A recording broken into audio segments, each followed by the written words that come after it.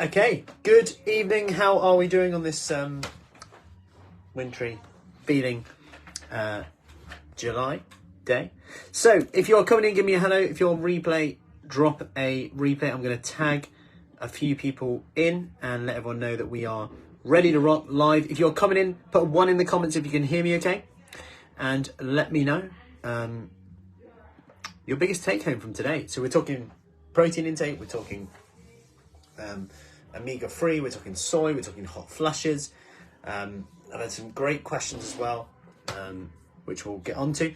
Hey Claire, how are we doing? Good evening. How are we? Just going to tag a few people in to disrupt their evening so we can get learning. Good evening, Sandra. Claire, how are we doing? Let me know your biggest take home today so far. And we are ready to rock, I believe. So,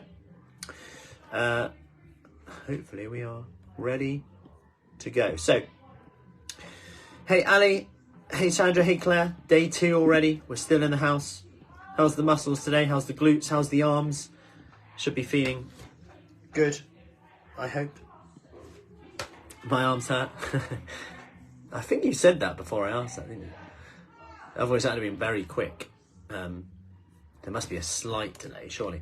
So, let's get this party on road, as they say, as my wife says, from Yorkshire. So, let's rock and roll. Hey, Sandra, how are we doing? Let me get these questions up. As ever, if you've got any questions, by the way, do just hold off, as I will ask them in a second. Let's get these questions up. So, hey Sandra, hey Louise, how are we doing? Let's rock and roll.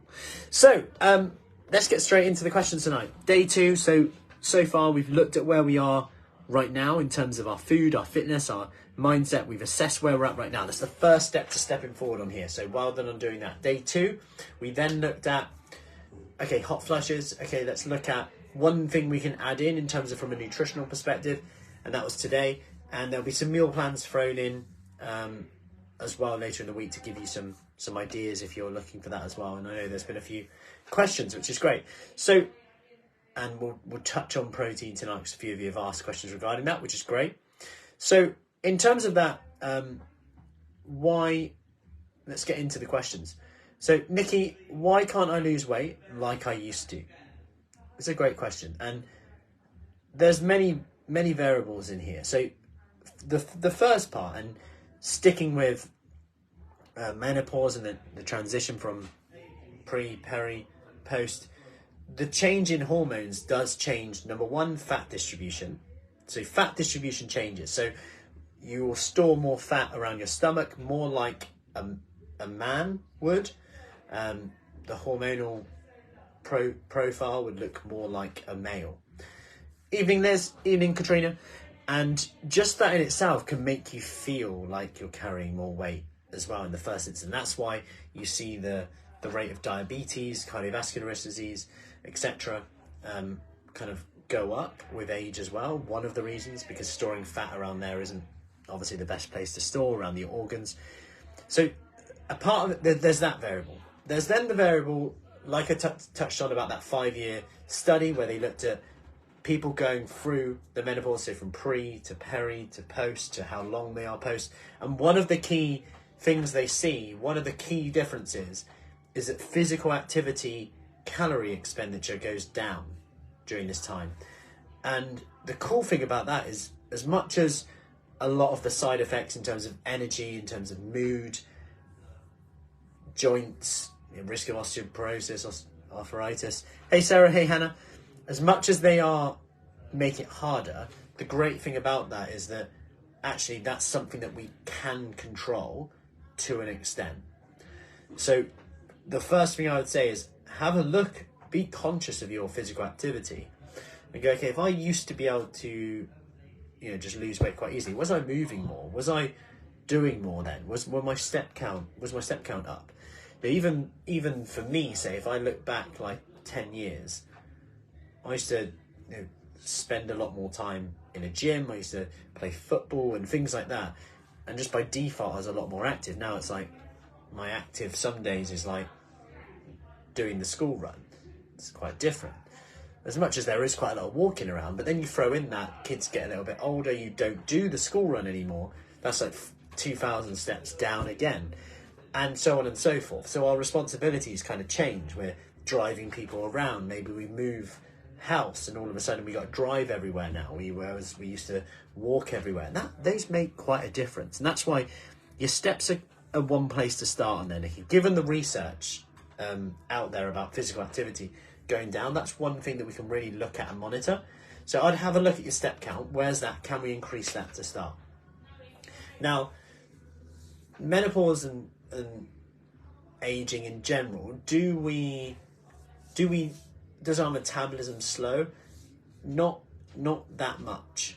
So believe it or not, but there is a slight difference. So people who take HRT and people who don't, for example, so people who take HRT, they burn slightly more calories at rest than people who don't, okay? So there is definitely a hormonal difference there.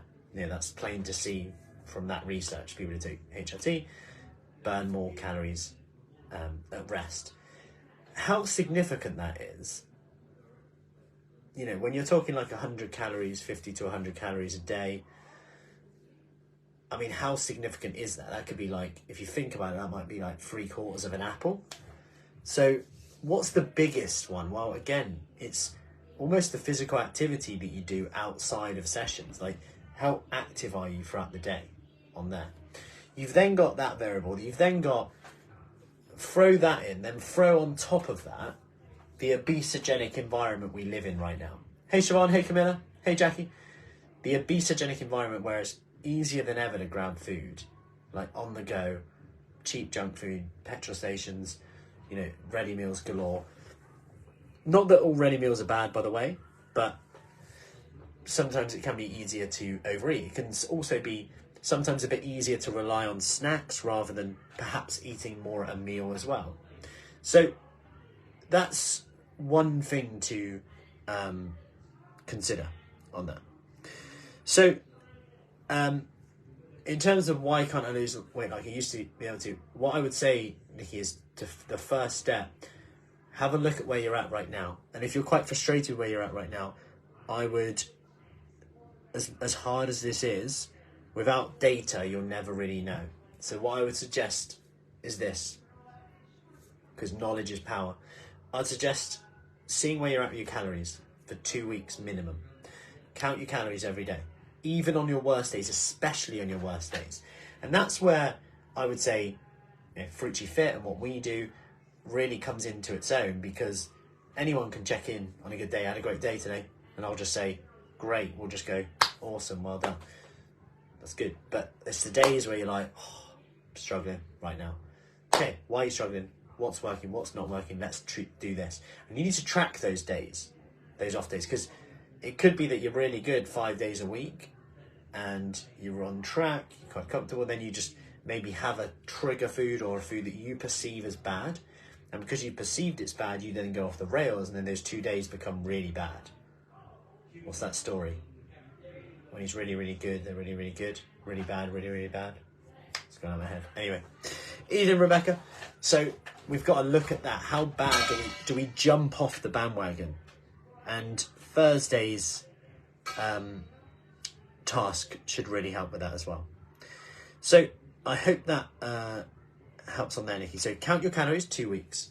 Okay. At the same time, I want you to also count your protein intake. Okay. And this is, by the way, if you're doing everything, because I know, Nikki, you mentioned about you're already eating protein as well. You're already doing that. You feel like you're eating well. And I think when you're getting to that point, you know, you're eating lots of whole foods, you're exercising, you're kind of ticking all the boxes and nothing's changing. I think it's time to really go into the nitty gritty, as hard as this is. But I'd rather just tell you the truth than say, oh, don't worry about it. Like, just don't bother. Just, you know, it's not about doing any of that. It's good to get the facts sometimes. So 2 weeks, count your calories, count your protein intake. Then over the 2 weeks, get your average. What was your average over the week, each week? Average calories, average protein. Don't worry about your carbs and fats too much. You can be aware of them. just to see where your calories are. Like your protein intake and your calories are the two I'd be most interested in. Then do a weigh-in every day. Okay, so I want you to weigh every day. So every morning, before eating or drinking, after using the loo, weigh yourself. Then at the end of the week, take the average. So count all of the weigh-ins you've done, add them all up, divide them by 7, you get an average. Then you've got an average for the week. Then, over 2 weeks, you can compare your weekly average of your weight, your weekly average calories, weekly average protein with the week 2. Then you can start to see, okay, if your weight stays the same on average, guess what the great thing about that is? You've just found your true maintenance. So you now know, if I consume this amount, I'll maintain. So based on calculations on there's 3,500 calories in a pound of fat. If I increase my exercise by 250 calories, say, and reduce my intake by 250 calories, that might do it. So what I'll do this week, don't worry about counting energy, like calories burned, anything like that. But what you could do is just go, I'm just going to drop my calories by 250 calories. Or you might go, my protein intake's quite low. I'm going to keep my calories the same. I'm going to try and get more protein in this week. That'll help with hunger. That'll help my muscle. That'll help my recovery. That'll burn more calories through digestion and absorption. I'm also going to try and increase my steps this week. So so maybe you just increase your protein. And actually maybe that's enough to shift it in the right direction. But when you've got data, you can then change the variables. Like a little tactic change, then we go again. That, and only then can you really consume. Can you really decide, if you're consistent with that, then I would go, keep doing that, repeat. Then you've got data. But unfortunately, that's hard. And the unfortunate truth is the alternative is probably harder. If you think about what the alternative is, it's where we jump on, I'll buy this supplement, I'll buy this one, I'll try this, I'll fast today, won't eat anything today, then I'll binge tomorrow. And yet we actually just sometimes need to sit down and get the data. Hey, Penny. So I hope that helps Nikki on that. So start there. Kathy, how much protein is enough when hand size guide doesn't apply? E.g., breakfast protein was 9 grams, composed of Weetabix, Greek yogurt, milk. Good question, that. So, Kathy, what I'd say with that is you've got to consider that the protein coming from Weetabix is quite low quality because it doesn't contain the amino acids like the protein list that I gave you this morning. So like meats, eggs, legumes, beans, they're going to contain a lot more different amino acids and higher protein. So we know that meats, eggs, fish are like up there. Soy is a complete protein if you're vegan, vegetarian as well. And then it gets like a bit lower quality. So you're looking at legumes, beans, then even lower things like wheat. And so you want to look at, technically, if you're getting your protein from a poorer source, you need more. So when it doesn't kind of add up, the hand size guide, because you haven't really got much. What I would say with that is, if you can, try and maybe add a protein shake in there, or increase your Greek yogurt, reduce the Weetabix amount, increase your milk. There are options. But if you wanted an exact amount and you prefer to count grams, I think that's similar to Hannah's question. Hang on. Is there a rough rule of calculating protein? So weighing stuff.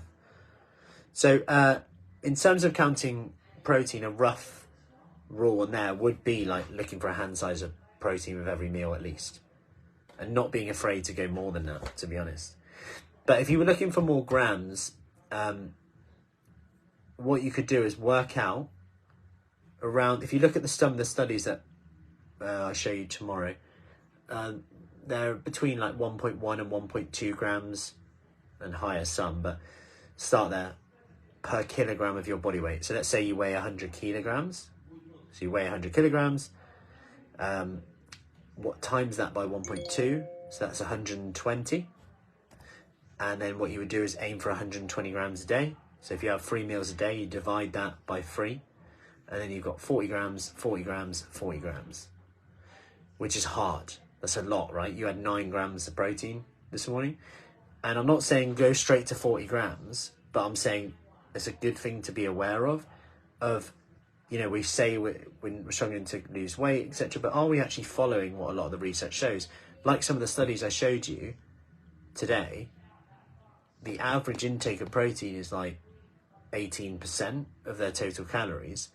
Yet, as soon as these are people who struggle to lose weight, as soon as they changed it to 30%, they seem to get a double retention rate on the study, which is awesome, right?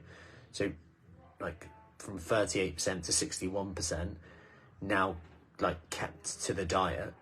And they also lost more body fat. And you look at some of the studies where they overfeed people protein, like they overfeed them calories through protein, and they gain weight, but they gain muscle. Whereas if you overfeed them other nutrients like carbs and fats, they gain body fat.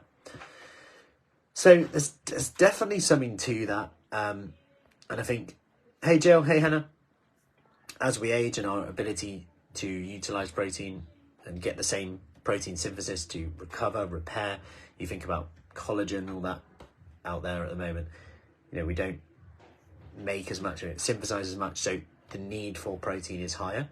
So what I'd say on there, Kathy, is try and edge that up a little bit. And if you wanted to keep calories kind of control, you could say, well, does that keep you full till lunch on there, Kathy? And also you've got to consider what your main goal is. If your main goal was like losing weight and you were like, but that keeps me full till lunch and I'm fine, well, maybe we just leave that for now and we aim to increase your protein at lunch and dinner. But if you were like, oh, I then have a snack mid-morning, etc., you could go, you know what, could I increase my protein? Could I have a protein shake afterwards? Could I increase the Greek yogurt in that? They're just some of the variables. Could I increase the milk in that, etc.? So they're just some options. Sandra, has ham got protein? It's low calorie, but it's processed, so never sure if I should eat it. Good question, Sandra. So ham is a good source of protein. It is processed meat. It is a processed food, so you know, there are arguably some downsides to that as well, but it's all in moderation, right? If someone used ham to drop 10 pounds of body fat, what's a higher risk to their health? Is it the processed nature of that ham, or is it the 10 pounds of body fat that was around their organs? Like, I mean, you never really know, but it's all that moderation in there, right? Like, we're not all perfect, right? It's like with the Diet Coke thing.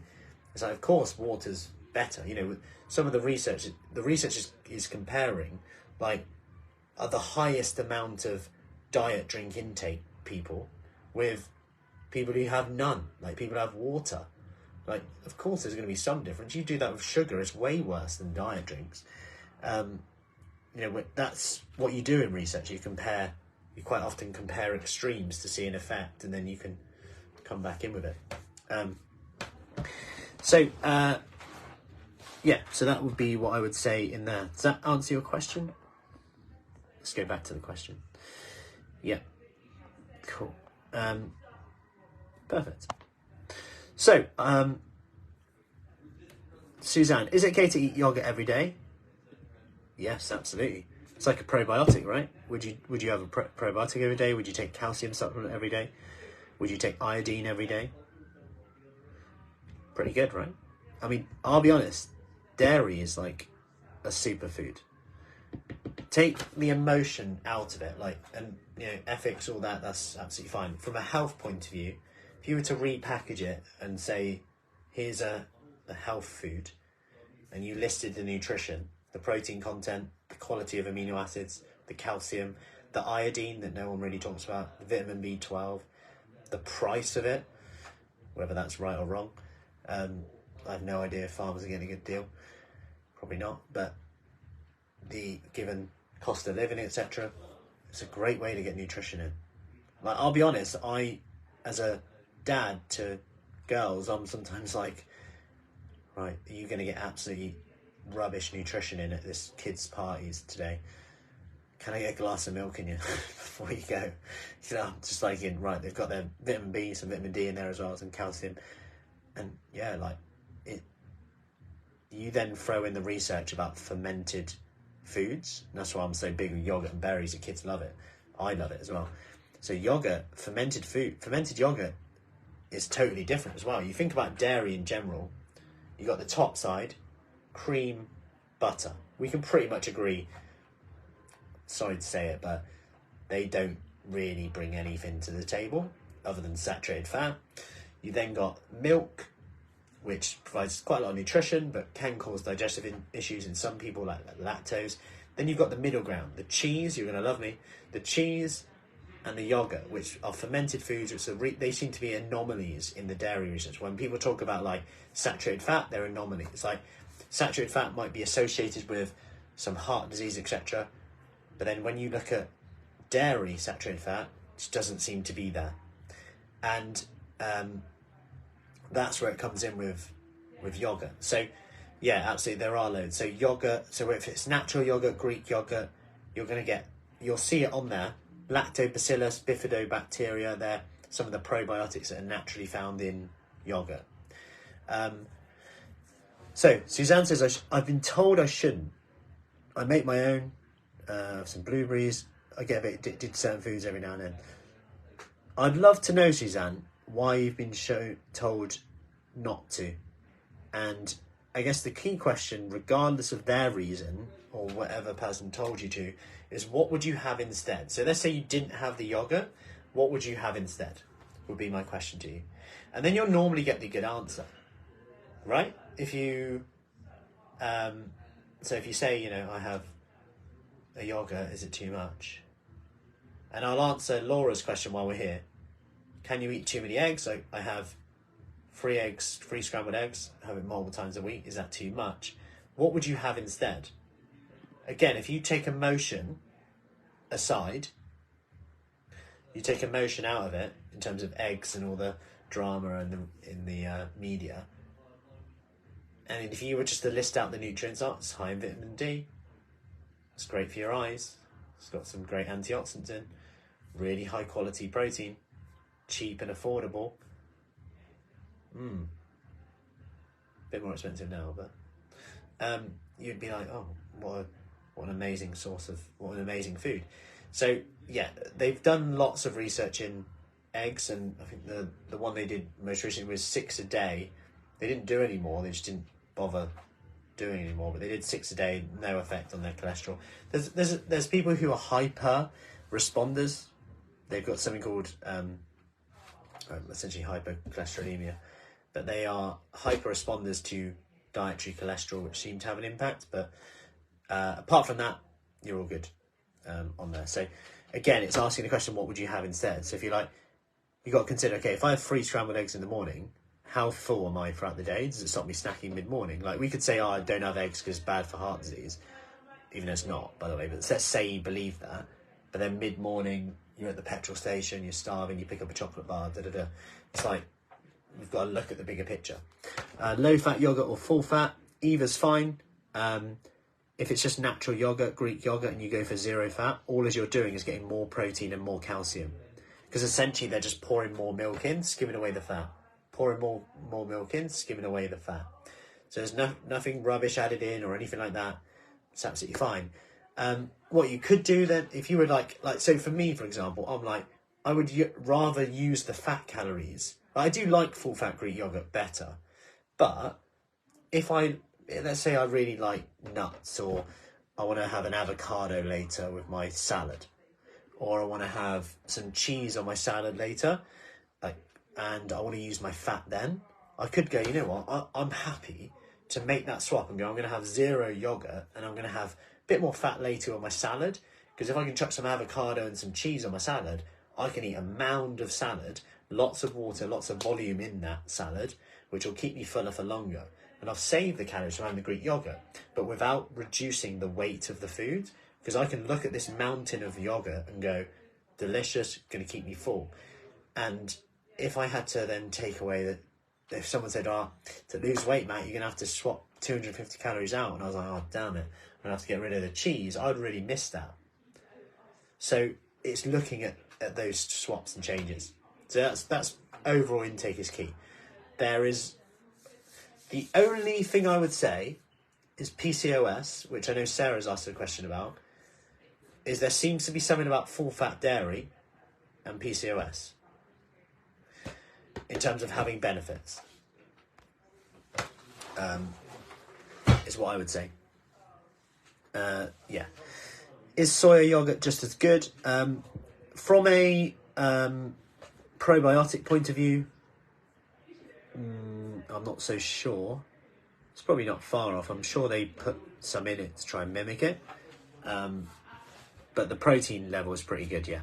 And obviously you've got the benefits of soy from a hot flush point of view, from the genistein, which we talk about tomorrow, the phytoestrogens that are found in soy as well, which may have a benefit as well. So yeah, they're absolutely fine with that. So that's all good. Perfect. Is that all the questions on that bit? Yeah, perfect. So next question, am I eating too much fruit? I eat a lot of fruit, and on your table it is a carb, so being postmenopausal, is that the wrong thing to do? Again, Claire, what I would say is, what's the alternative? Like, you can eat too much fruit, but then what's the alternative? Are you eating too much fruit because your protein level's too low? Sometimes consider that. Like, fruit is great, lots of volume, lots of nutrition in there, but could you maybe increase your vegetable intake? Could you maybe increase your protein intake? And would that have a better impact of your overall calories? Maybe. Like, why are you eating so much fruit sometimes? And how much is too much? You know, if your snacks are all coming from fruit, it's probably quite a good thing. It's quite easy to grab on the go. And then again, it's like, what's the alternative? That's the key thing to consider. Karen, I eat a little fruit. Is this right as a table? It's carb, mostly watermelon, orange kiwi. Again, it depends. If you can utilise your snacks coming from that, probably fine. But again, you only know if it's too much if you're not happy with your results, right? So if you're like, oh, I'm not losing weight and I'm eating loads of fruit, and you're like, if it's genuinely is that and not the weekends, the booze, the drinks, but that's something you're willing to change, i.e. the fruit, you could go, well, you know, instead of just snacking on 4 pieces of fruit, I'm going to snack on 2 pieces of fruit. Or you might go, you know what, today I'm just going to have some fat-free yogurt and some berries. Berries are quite good, they're quite low calorie. I like to get frozen berries, chuck them in a yogurt, stir them around a little bit, make a little bit of a jam sauce. You can put it in the microwave if you want, chuck it in on top. And berries give you quite a lot of fibre, quite a lot of volume for quite low calorie and low sugar as well, so they can be quite a good thing. What I would say is try and pick one fruit as well, so you're not getting lots of variety of taste. That can help. But it could be that, yeah, like what you have with the fruit as well is quite key. Or look at your protein intake. Could you swap one of your snacks with protein as opposed to that? And it's getting that balance right. That's the key thing. You know, I spoke to someone the other day and they were like, oh yeah, I didn't know I could eat ham. And it's like, well, it's not that something is banned and something is not. It's like if someone likes, you know, I think they had ham and bit of ham, cheese and some carrot sticks and some hummus. And it was like, they're like, oh, I was so full, and that was quite nice and satisfying. And maybe, I'm not saying that is lowering calories. It might be. It depends how much you have, right? That's the key thing to remember. Melanie, how do you combat bloating? I never used to have any problems, but it seems to be getting worse. What I'd say with bloating is, what I'll put in the comments, Melanie, I'll put a link to the low fermentation diet, because the low fermentation diet, this is about lowering your fermentable foods. And this is pretty much the reason for most bloating. And actually quite often, and some of the studies show this, is that FODMAPs, as they're called, or fermentable foods, generally fibrous foods, generally, if you look at like whole grains are the biggest culprit, like all the things you're kind of told to eat, legumes, beans, they can be quite the impact on this. You compare that to, you know, meats, protein, white rice, for example, lower fibre, vegetables, berries are generally okay, and you might find it quite a difference. I'm not saying go cold turkey on them, but just being wary of them, they can be quite an impact. And I think this is happening quite a lot more as some people go, you know, I'm going to try to be vegan, vegetarian, then it's like, oh, eat beans for your protein, then people go from 0 to hero. If you are increasing your fibre intake, I would suggest to start off, do it slowly and test it. Will it work in terms of reducing bloating, like lowering your fibre intake? Yes, it will. Like lowering your fibre intake will, like almost has a very high success rate with this. It's used clinically as well, and is that something you have to do forever? Well, ideally not, but we know that it does help.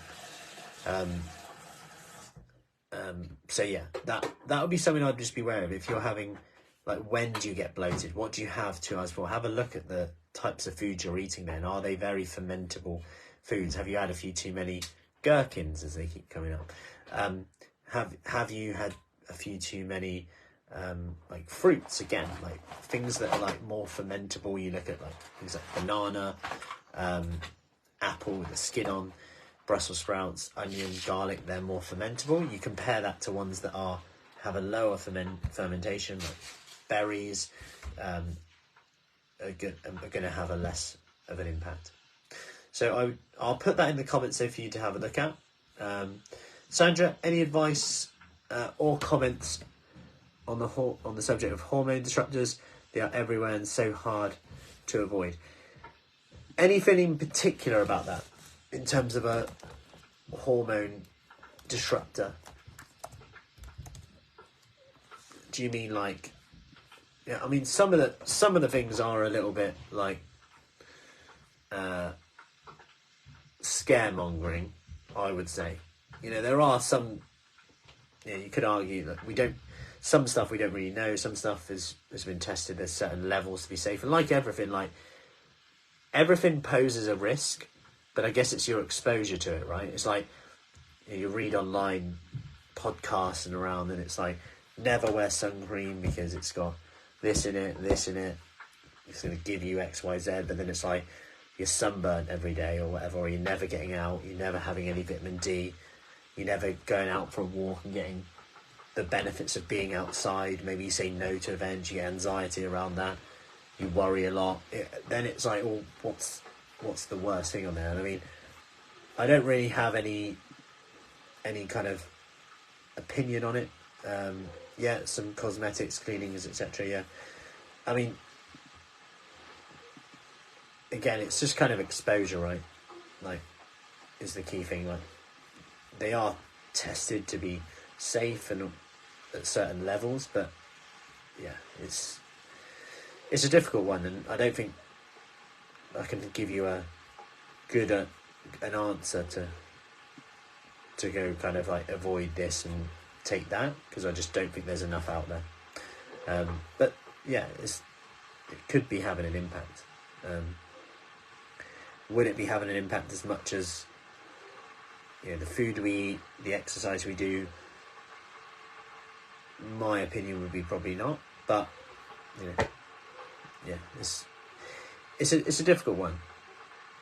Again, like, we can probably look a lot into that area, but then at the same time, are we drinking enough water? Are we getting enough sleep? Are we getting enough vitamins in and minerals in and antioxidants, which help our body essentially break down these things and fight off these potential things? So yeah, interesting. Sarah, I'm currently averaging 50 grams of protein per day, sometimes 60 grams, based on tracking on MyFitnessPal. Is there a baseline figure to aim for as I'm working out the resistance training 3 times a week?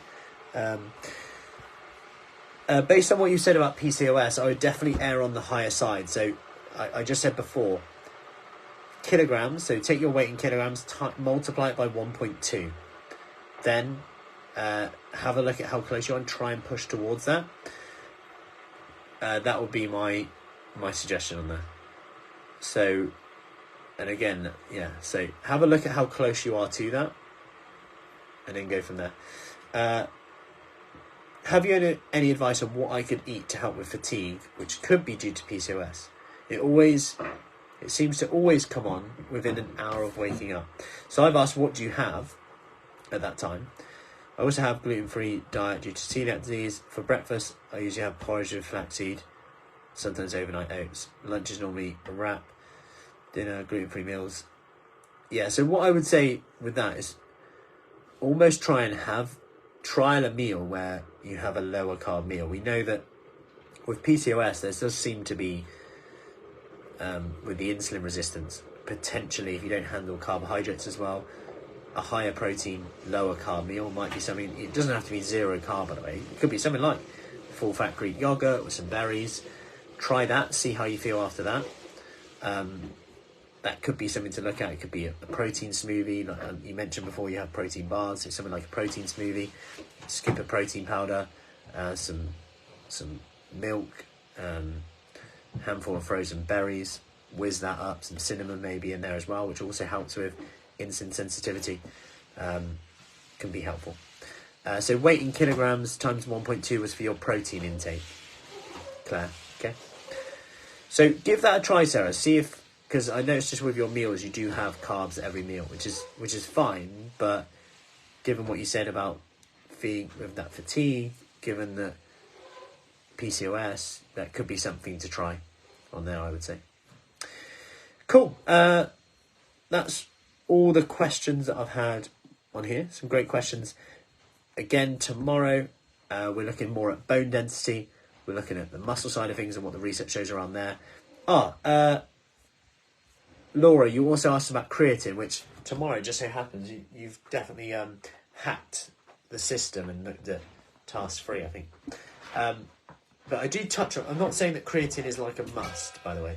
I do just mention it tomorrow. But in a nutshell, it is something that's definitely getting more traction at the moment in terms of muscle, in terms of bone density, in terms of performance, cognitive health as well.